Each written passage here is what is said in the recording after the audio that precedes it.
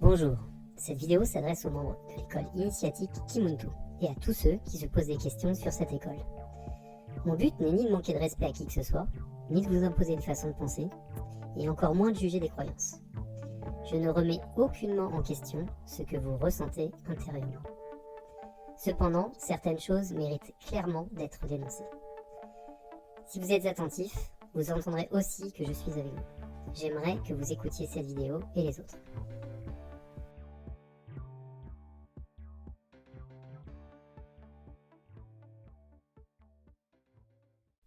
Cher Pangui, vous êtes des gens bien.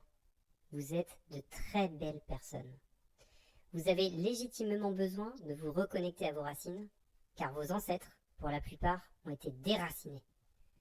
Vous ressentez le besoin de faire retrouver à l'Afrique sa grandeur, et vous avez raison. Vous êtes fatigué par ce capitalisme inhumain, destructeur et sans sagesse, et nous sommes nombreux à le penser. Vous avez envie de vous retrouver dans une communauté, et c'est un besoin plus que naturel.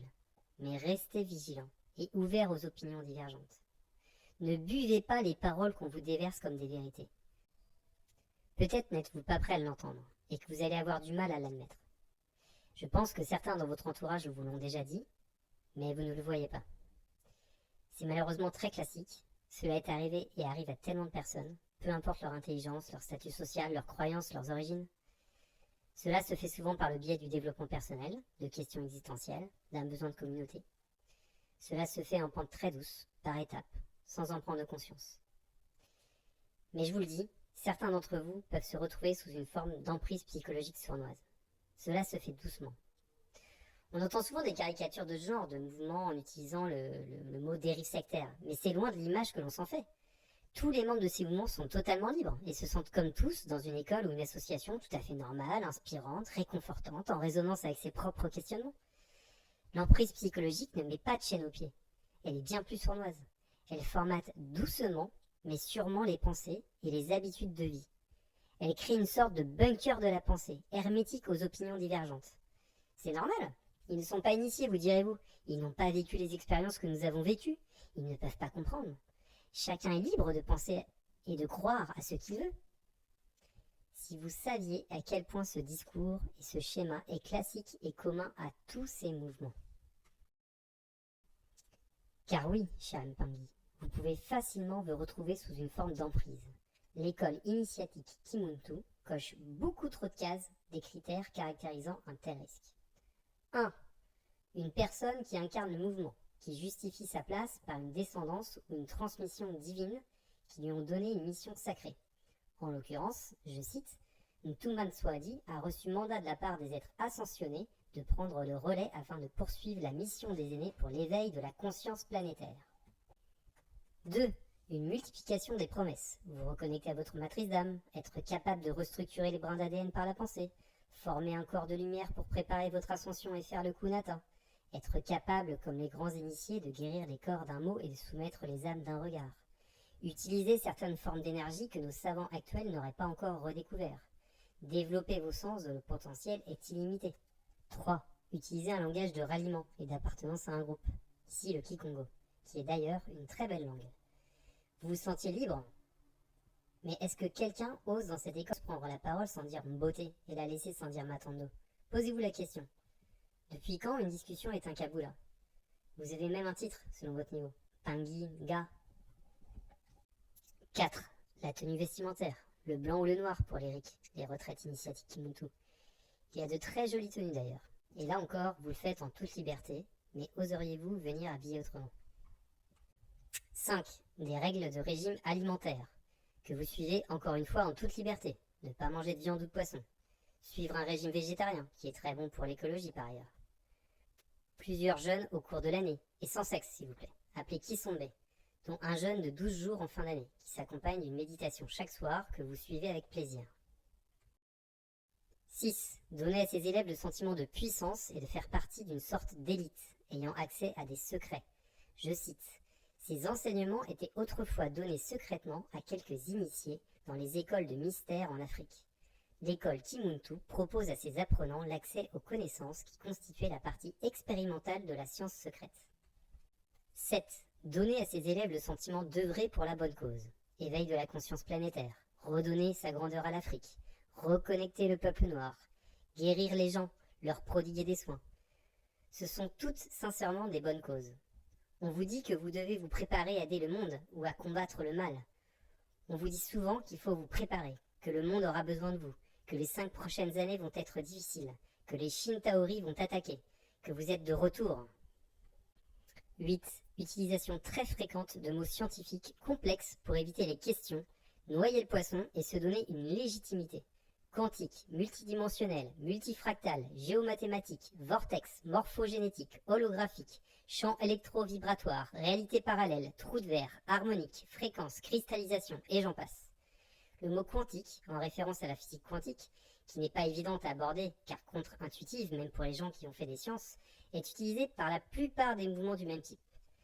Juste quelques exemples. L'hypnose universelle quantique, la médecine quantique, la thérapie quantique. Si vous n'êtes pas convaincu, amusez-vous à regarder une vidéo sur les guerriers de lumière. Vous y retrouverez pratiquement tous ces termes. 9. Référence à pratiquement toutes les croyances qu'on peut trouver dans le monde. L'existence de réalités parallèles, d'autres formes d'êtres vivants dans l'univers, la réincarnation, l'ensorcellement, la possession, les maisons hantées, les êtres malfaisants, la télépathie, les pouvoirs parapsychiques, l'astrologie, le troisième œil, les êtres reptiliens, les viols multidimensionnels. J'en passe. 10. Mise en avant d'une menace, du mal, l'ordre astral, les êtres reptiliens, les êtres icéphétiques, métatroniques et démoniaques qui seraient parmi nous depuis des millénaires, qui viendraient d'autres dimensions, les Shintaori, les êtres possédés. 11. Compte tenu de l'enseignement volontairement très complexe, pour ne pas dire incompréhensible, mensonger sur de nombreuses parties et couvrant de multiples sujets, allant même jusqu'à l'économie pour les enfants, comment trouver un travail en adéquation avec votre être. 12. Des échelons à gravir, les différents niveaux avant de pouvoir participer à une RIC, retraite initiatique, les 12 marches pour devenir un Muntu. 13. Un but ultime, préparer son ascension multidimensionnelle.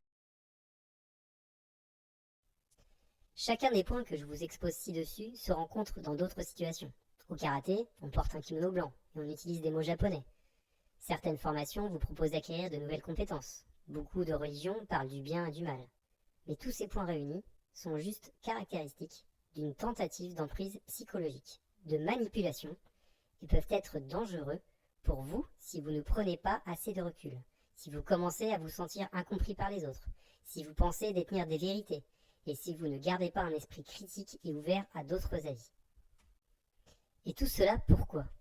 Je ne dirais pas qu'il n'y a pas une part de volonté d'aider sincèrement les gens, mais une chose est sûre, c'est aussi et beaucoup pour l'argent.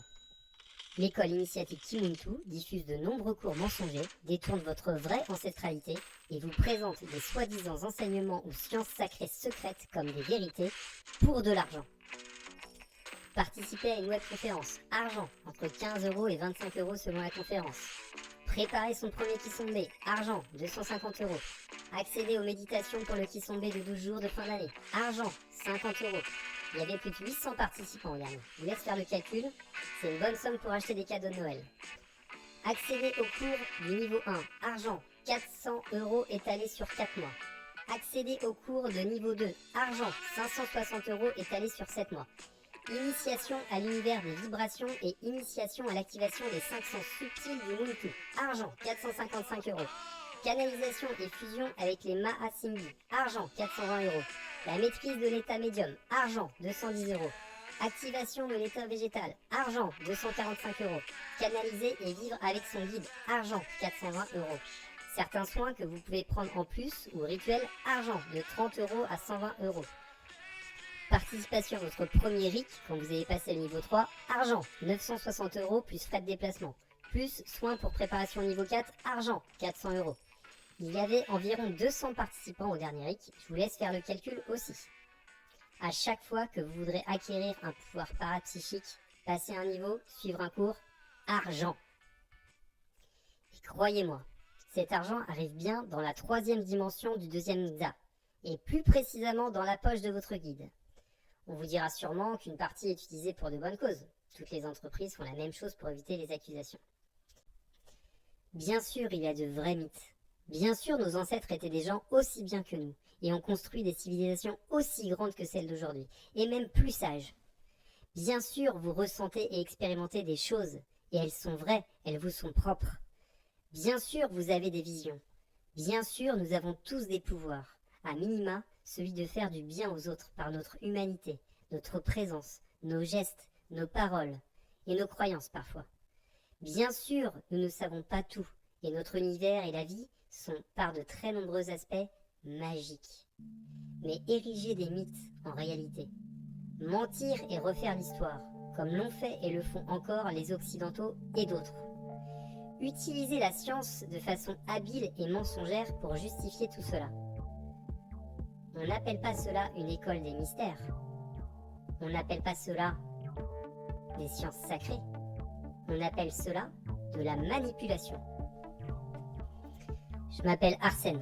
Je ne suis pas un être reptilien, isphétique, métatronique et démoniaque. Je ne suis pas un Shintaori. Je suis comme vous, un être humain, vivant sur notre belle planète Terre, et je comprends vos aspirations. Vous avez la sagesse en vous. Vous avez le feu de la vie en vous. Écoutez-vous. Écoutez votre voix intérieure. Et prenez soin de vous.